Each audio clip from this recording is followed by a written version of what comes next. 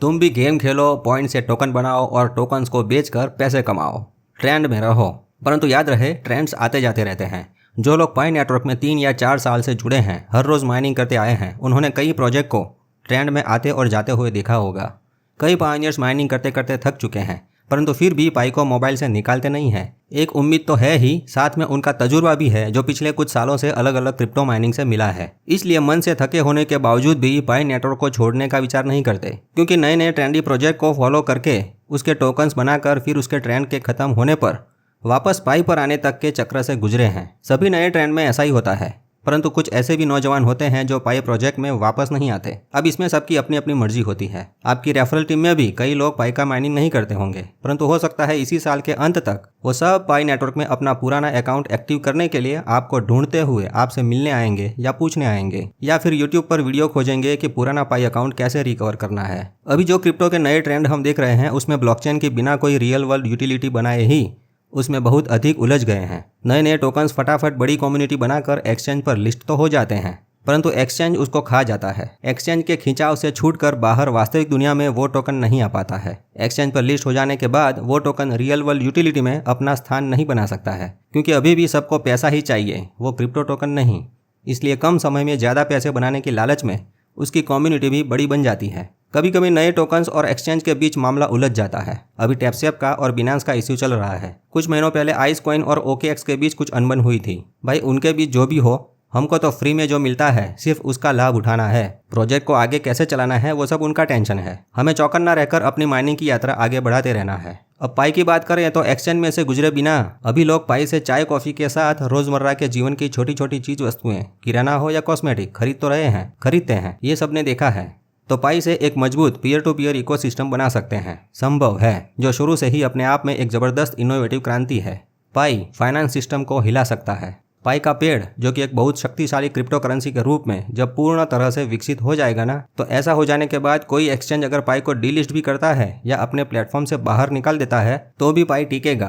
परंतु अभी जो ट्रेंडी टोकन्स हैं वो एक्सचेंज के बाहर निकल जाने के बाद टिक नहीं सकते, भले उनकी कम्युनिटी बड़ी हो, क्योंकि उन टोकन्स से कोई चाय तक नहीं देता। अभी लोग पैसा चाहते हैं, वो टोकन्स नहीं। परंतु भविष्य में यही लोग पाई चाहेंगे, पैसा नहीं, क्योंकि पाई से सब कुछ मिलेगा।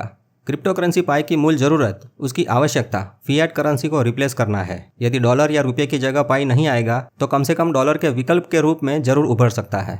बिटकॉइन का जन्म भी इसीलिए हुआ था, लेकिन बिटकॉइन जो है वो आसान पेमेंट सिस्टम बनने के बजाय मूल्य का भंडार बनता जा रहा है, स्टोर ऑफ वैल्यू बन गया है। यहीं से पाई नेटवर्क एक वास्तविक क्रिप्टो करेंसी के रूप में अस्तित्व में आया है, जिसका उपयोग दैनिक जीवन में किया जा सकता है।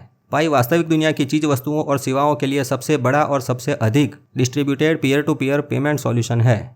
देखिए, क्रिप्टो के नाम पर अब तक चाहे जितने भी प्रोजेक्ट आए हैं, लेकिन उनमें से अभी भी करेंसी नहीं बन पाए। एक वर्चुअल डिजिटल एसेट यानी संपत्ति की तरह ही उपयोग में आए हैं। लोग पाई के महत्व को तब समझेंगे जब वे अपने दिमाग को फैक्ट्री रीसेट करेंगे, जिस प्रकार मोबाइल को करते हैं, और ऐसा करने के बाद ही क्रिप्टो प्रोजेक्ट और क्रिप्टो करेंसी के बीच के अंतर को जान पाएंगे। अभी पाई नेटवर्क का एनक्लोज्ड मिननेट पीरियड चल रहा है। उसके तीसरे चरण में पाई की टीम उन डुप्लीकेट्स अकाउंट्स को ब्लॉक करेगी जिसमें कुछ गड़बड़ी हुई है। कुछ स्कैमर्स के अकाउंट भी फ्रीज किए जाएंगे। यहाँ पोस्ट में दिखाया है कि एक पायोनियर का ये वॉलेट फ्रीज हो गया है। उसने खुद इस बात को स्वीकार किया है कि यस, उसने पाई के नियमों का उल्लंघन किया था। मित्रों, अभी भी उन सभी लुटेरासुरों से सावधान रहें जो अज्ञानी पायोनियर्स को लूट रहे हैं, परंतु वो लोग ये नहीं जानते कि ऊपर से सब पर पाई की टीम बाज नज़र से देख रही है। लुटेरासुरों को पकड़ा जाएगा, उनको ब्लॉक कर दिया जाएगा।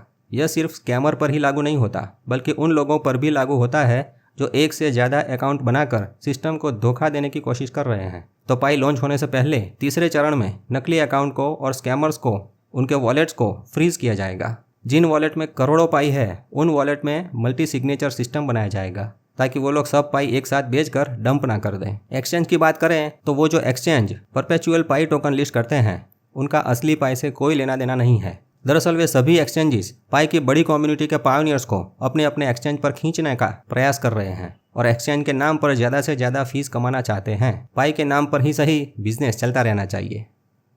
अब आगे एक लेटर पढ़ते हैं। मित्रों, मध्य अफ्रीका के कोंगो देश के मिस्टर ट्रेजर कासेरेका, जो पायोनियर लीडर हैं, जीसीवी के मैनेजर भी हैं और अफ्रीका में इकोसिस्टम और इंटरनेशनल बिजनेस में पाई को शामिल करने वाले एम्बेसडर हैं। उन्होंने पाई की टीम को एक पत्र लिखा है। आइए पढ़ते हैं। लिखा है, डियर डॉक्टर निकोलस कोकालिस जी, आपको यह पत्र इसलिए लिख रहा हूँ क्योंकि आप ही एकमात्र व्यक्ति हैं जो इस पत्र का जवाब दे सकते हैं। यह काम मुझे और कांगो देश के सभी पायोनियर्स ने मुझे लीडर और जीसीबी के मैनेजर के रूप में सौंपा था।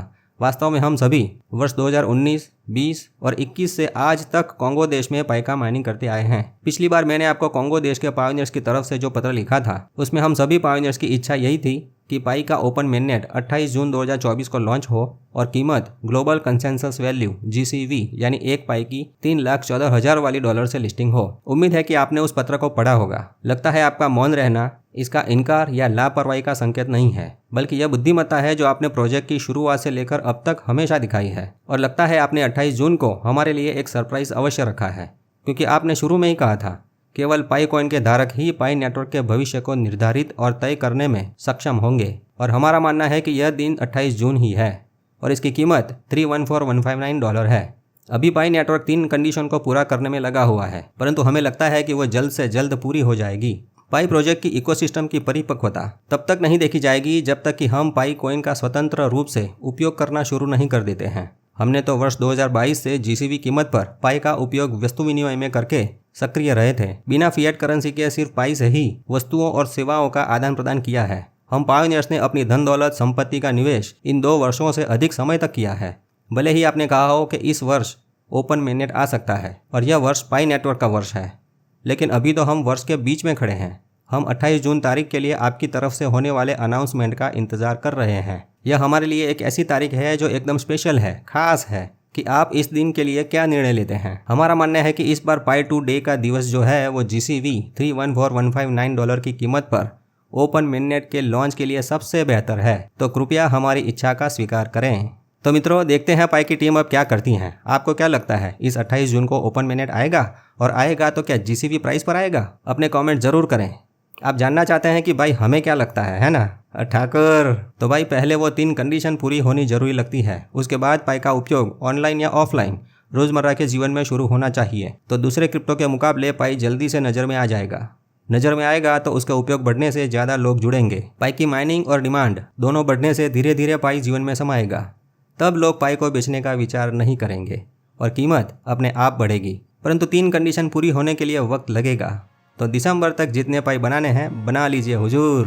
पाई क्या चीज़ है आप यही जान लीजिए हुजूर। चिराग में से पाई जिन की तरह निकलेगा और कहेगा क्या हुक्म है मेरे आका।